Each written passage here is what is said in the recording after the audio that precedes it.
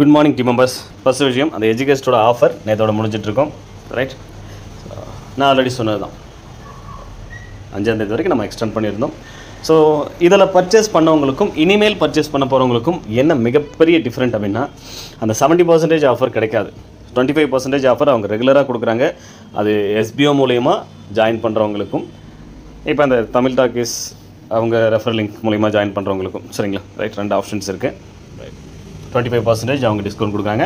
But SPO மூலிமா join பண்ணும்போது இன்னும் அடிஷ்னல் டிஸ்கவுண்ட்ஸும் இருக்குது. ரைட், அதை பற்றி நம்ம டீட்டெயிலாக பார்க்கலாம். அடிஷ்னல் வேறு என்னென்ன பெனிஃபிட் இருக்குது அப்படிங்கிறது. ஸோ இது மட்டும் தான் கிடைக்கும். நம்ம அந்த 70% டிஸ்கவுண்ட் அப்படிங்கிறது கிடைக்காது. அதை விட மெயினான விஷயம் என்னென்னா, அன்லிமிட்டெட் லைவ் அப்படிங்கிறது அவங்க கண்டிஷனாக கொண்டு வராங்க. ஸோ கண்டிஷனல் லைவ், ஸோ அப்படி எப்படின்னா லிமிட்டட் லைவ்ஸ் மட்டும்தான். ஸோ இப்போ இது வரைக்கும் நேற்று வரைக்கும் யாரெல்லாம் ஜாயின் பண்ணியிருக்காங்களோ அவங்க எஜுகேஷனில் எப்போ லைவ் வச்சாலும் அட்டன் பண்ணலாம். அது பாசிபிள், முடியும், சரிங்களா? ஆனால் இன்னிலிருந்து எப்போ ஜாயின் பண்ணாலும் யாராக இருந்தாலும் அவங்களுக்கு லிமிட்டட் லைவ் மட்டும்தான். ஸோ ஒரு பர்டிகுலர் லைவ்ஸ் மட்டும்தான் அவங்க கொடுப்பாங்க. அதை மட்டும்தான் அவங்க அட்டன் பண்ண முடியும். எல்லா லைவும் அட்டன் பண்ண முடியாது. ஓகே, ஸோ ஒரு சிலர் கேட்டிருந்தீங்க, என்னால் இந்த அவங்க வைக்கிற அந்த லைவ் அந்த டைமிங்கில் அட்டன் பண்ண முடியாது அப்படின்னு சொல்லிட்டு. ஸோ அவங்க வைக்கக்கூடிய அந்த லைவ் ரெக்கார்டட் செஷனாக அவங்க உங்களுடைய அந்த லாகின் பேஜ்லேயே கொடுத்துட்றாங்க. நீங்கள் எப்போ வேணாலும் அந்த பிளேலிஸ்ட்டில் நீங்கள் பார்த்துக்க முடியும். ஒன்று, நீங்கள் அடுத்த லைவும் தாராளமாக அட்டன் பண்ணிக்கலாம். உங்களுடைய கொஸ்டின்ஸ் இருந்தால் நீங்கள் அதை கேட்கலாம். ஓகே, அவங்க மெயினாக லைவ் வைக்கிறது அதுக்கு தான், உங்களுடைய டவுட்ஸை கிளாரிஃபை பண்ணுறதுக்காக தான் லைவ் வைக்கிறாங்க. ஸோ இந்த லைவ் இல்லைனா இன்னொரு லைவ் நீங்கள் தாராளமாக அட்டன் பண்ணிக்க முடியும். ஸோ அப்போ நீங்கள் உங்களுடைய அந்த டவுட்ஸை கேட்டுக்கலாம். போன லைவில் என்ன நடந்துச்சுன்றதே நீங்கள் பார்த்துக்க முடியும். இந்த ஆப்ஷன் இனிமேல் பர்ச்சேஸ் பண்ணுறவங்களுக்கு கிடைக்காது. அந்த 70% டிஸ்கவுண்ட் அப்படிங்கிறதும் கிடைக்காது.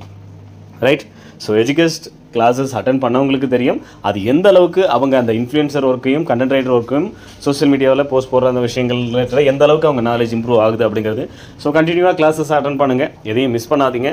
ஸோ கண்டிப்பாக அது எஸ்பிஓவில் மட்டும் பெனிஃபிட் கிடையாது, உங்கள் லைஃப்பில் எப்பயுமே அது பெனிஃபிட்டாக இருக்கிற ஒரு விஷயம் தான். ஸோ நீங்கள் ஒரு ஓன் பிஸ்னஸே அதில் ஸ்டார்ட் பண்ண முடியும் டிஜிட்டல் மார்க்கெட்டிங்கில். ஸோ அந்தளவுக்கு அவங்க உங்களுக்கு கிளியராக சொல்லி கொடுத்துருவாங்க, கவலைப்பட வேண்டாம். ஓகே, ஸோ அடுத்தது பை மோட்டில் அந்த கிட் பர்ச்சேஸ் பண்ணுறது மட்டும்தான் பர்ச்சேஸ் பண்ண சொல்லியிருந்தோம். ஸோ இன்றைக்கி நம்ம பார்க்க வேண்டியது, ஒரு சில டவுட்ஸ் இருக்குது உங்களுக்கு எஸ்பிஓவில். அது ஒரு லிஸ்ட்டே கொடுத்துருக்காங்க கமெண்டர் சைட்லேருந்து. அந்த லிஸ்ட்டுக்கான ஆன்சர்ஸை நம்ம 1 by 1 பார்த்துடலாம். எஸ்பிஓ ரீஃபண்ட் அக்ரிமெண்ட் ஃபார்மில் சிக்னேச்சர், ப்ரொஃபைல் ஐடி, நேம் தான் போடணுமா? ஓகே, ஸோ சைன் பண்ணுறாங்க இல்லையா? ரைட், யார் சைன் போடணும் சார்? பேங்க் டீட்டெயில் இருக்கிறவங்களுடைய சைன் போடணுமா அக்ரிமெண்ட்டில், இல்லை ப்ரொஃபைலில் என்ன கொடுத்தாங்களோ அவங்க சைன் பண்ணணுமா அப்படின்ற கேள்வி. ப்ரொஃபைலில் யார் நேம் இருக்கோ, எஸ்பிஓவில் யார் நேம் கொடுத்துருக்கீங்களோ அவங்க தான் சைன் பண்ணணும்.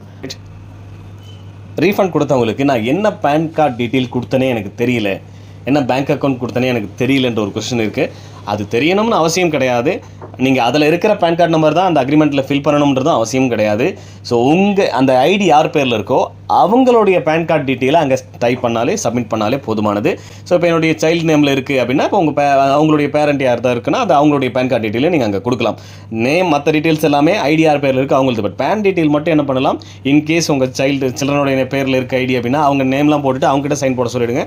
பட் ஆனால் அந்த பேன் நம்பர் மட்டும் உங்களுடைய பேரண்ட்ஸோடைய பேன் டீட்டெயில் அங்கே என்ட்ரு பண்ணிவிடுங்க, டைப் பண்ணிவிடுங்க. ஸோ மென்ஷன் பண்ண முடிஞ்சால் ப்ராக்கெட்டில் நீங்கள் மென்ஷனும் பண்ணலாம். So father PAN card, mother PAN card, sister PAN card அப்படின்னு மென்ஷனும் பண்ணலாம், ப்ராப்ளம் கிடையாது.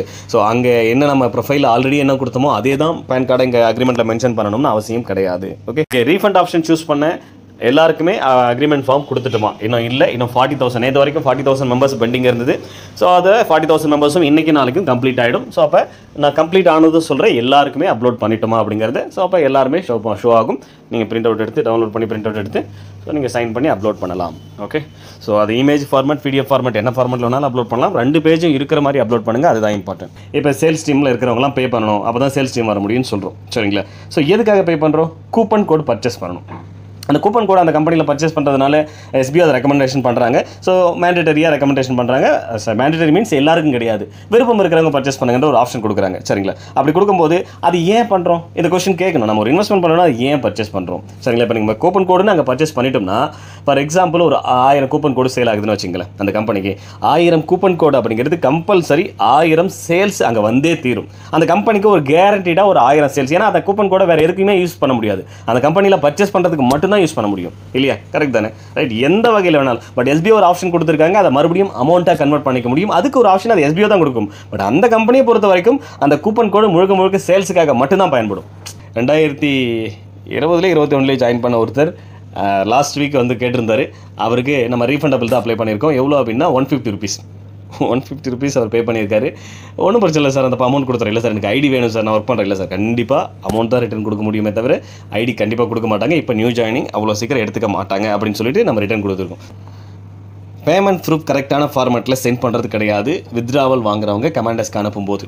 ஓகே, ஸோ ரீஃபண்டபிள் வாங்குறவங்க அவங்களுக்கு ரீஃபண்டபிள் வந்துருச்சா அப்படின்னு தெரிஞ்சுக்கணும் அப்படின்னா மெனுவிலே ஷோ ஆகிடும் அப்லோட் பேமெண்ட் ப்ரூஃப் அப்படின்னு. அதில் போய்ட்டு அவங்க அப்லோட் பண்ணிவிடுவாங்க, அது பிரச்சனை இல்லை. பட் கமாண்டர்ஸ்க்கு சென்ட் பண்ணும்போது உங்கள் நேமு, உங்கள் ஸ்டாஃப் ஐடி, எவ்வளோ அமௌண்ட்டு, என்றைக்கு ரிக்வஸ்ட் கொடுத்தீங்க, எவ்வளோ ரிசீவ் ஆகிருக்கு அப்படிங்கிறதெல்லாம் டீட்டெயிலாக டைப் பண்ணி கூடவே அந்த பேமெண்ட் ரிசீவ் ஆன ப்ரூஃப், உங்களுக்கு பேமெண்ட் பேங்க்லேருந்து ரிசீவ் ஆன ப்ரூஃப், ஒன்று ஸ்டேட்மெண்ட்டோ மினி ஸ்டேட்மெண்ட்டோ இல்லை பேங்க் பாஸ்புக்கோ இல்லை எஸ்எம்எஸ் பேங்கிங் மூலிமா உங்களுக்கு எஸ்எம்எஸ் ரிசீவ் ஆகிருக்கும், அந்த மெத்தடையோ ஏதோ ஒன்று ஸ்க்ரீன்ஷாட் எடுத்து அனுப்பணும். அந்த மெசேஜை காப்பி பண்ணி அனுப்பக்கூடாது. ஓகே, எஸ்பிஓ வெல்கம் பேஜில் அமௌண்ட் காமிக்கும் உங்களுக்கு, வெல்கம் அமௌண்ட் கிரெடிட் ஆகிடுச்சு, அதை எடுத்து அனுப்பக்கூடாது.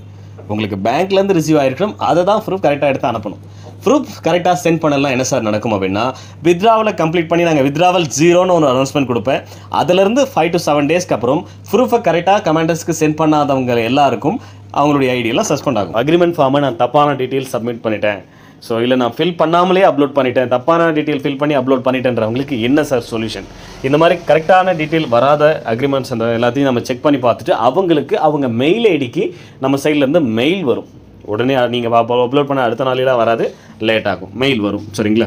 ஸோ மெயில் வரும்போது அந்த இன்ஸ்ட்ரக்ஷன் அதில் கொடுத்துருப்பாங்க, என்ன பண்ணணும் அப்படிங்கிறத, என்ன மிஸ்டேக் பண்ணியிருக்கீங்க, என்ன பண்ணணுன்றதை மெயில் அனுப்புவாங்க.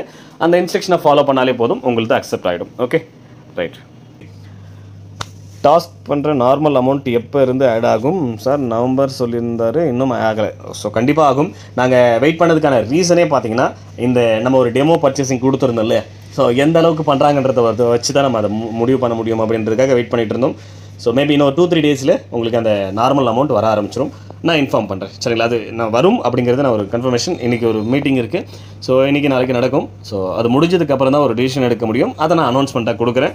ஸோ எப்போத்துலேருந்து நமக்கு அமௌண்ட்டு ஃபுல் அமௌண்ட் கிரெடிட் ஆக ஆரம்பிக்கும், அந்த 2000 per month வரணும் இல்லையா, ஸோ அந்த பேசிஸில் எப்போத்துலேருந்து கிரெடிட் ஆக ஆரம்பிக்கும், என்னென்ன கண்டிஷன்ஸ் புதுசாக கொண்டு வரும் அப்படிங்கிறதெல்லாம் நீங்கள் தெரிஞ்சுக்கலாம். ஓகே, வித்ட்ராவல் எல்லாம் இந்த மந்தில் கம்ப்ளீட் ஆகிடுமா? இன்னும் எவ்வளோ மெம்பர்ஸ் பெண்டிங் இருக்காங்க? So number of members count நான் கேட்டு சொல்கிறேன், எவ்வளோ மெம்பர்ஸ் இன்னும் பெண்டிங் இருக்காங்கன்னு சொல்லிட்டு.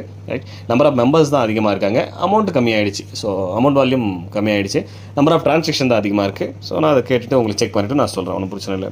ஓகே, ஸோ மெயினாக இது பைமோட்டில் பர்ச்சேஸ் பண்ண எல்லாருமே நோட் பண்ணிங்க, இனிமேல் பர்ச்சேஸ் பண்ண போகிறவங்களும் நோட் பண்ணிங்க.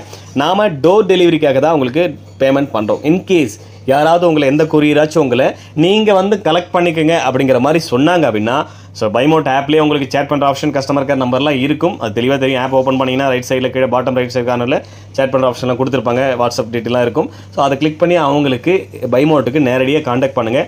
உங்கள் டீட்டெயில், நீங்கள் எந்த ஊர்லேருந்து பேசுகிறீங்க, உங்கள் நேம் என்ன, மொபைல் நம்பர் என்ன, எந்த கொரியர்லேருந்து உங்களுக்கு கால் பண்ணி நேரடியாக வந்து கலெக்ட் பண்ணிக்க சொன்னாங்க அப்படிங்கிற அந்த கம்ப்ளைண்ட்டை அவங்க கிட்ட கொடுங்க. அவங்க அதை நெக்ஸ்ட் டைம் இந்த பிரச்சனை நடக்காத மாதிரி சரி பண்ணி கொடுப்பாங்க. ஏன்னா டோர் டெலிவரி மட்டும்தான் ப்ரொவைட் பண்ணுறாங்க அவங்க. ஸோ கம்பல்சரி அது டோர் டெலிவரி தான் ஆகணும். சரிங்களா? இதை போயிட்டு கொரியரில் வாங்கிட்டு வரதுக்கு 5 கிலோமீட்டர் 10 கிலோமீட்டர் போய் ட்ராவல் பண்ணி வாங்கிட்டு வரதுக்கு நம்ம ஆன்லைனில் ஆர்டர் பண்ண வேண்டியதே இல்லையே, பக்கத்து கடையிலே பர்ச்சேஸ் பண்ணிட்டு போகலாமே. ரைட், அதனால் கம்பல்சரி இந்த மாதிரி யாராவது உங்களை நேரடியாக வந்து கலெக்ட் பண்ணிக்க சொன்னாங்க அப்படின்னா கொரியரை, நீங்கள் மறக்காமல் பைமோட்டுக்கு அந்த கம்ப்ளைண்ட்டை ரிஜிஸ்டர் பண்ணுங்கள். நீங்கள் கால் பண்ணியோ இல்லை வாட்ஸ்அப் பண்ணியோ சொன்னீங்கன்னா அந்த மாதிரி நேரடியாக கலெக்ட் பண்ண சொல்கிறாங்க, இந்த ஊர்லேருந்து நான் காண்டாக்ட் பண்ணுறேன் அப்படின்ற சொன்னீங்கன்னா அவங்க ஒரு சில டீட்டெயில் கேட்பாங்க, அதை கொடுத்துட்டீங்க அப்படின்னா ஸோ அவங்க ரிக்வஸ்ட் எடுத்துக்குவாங்க. நெக்ஸ்ட் டைம் உங்களுக்கு இந்த மாதிரி நடக்காத பார்த்துக்குவாங்க.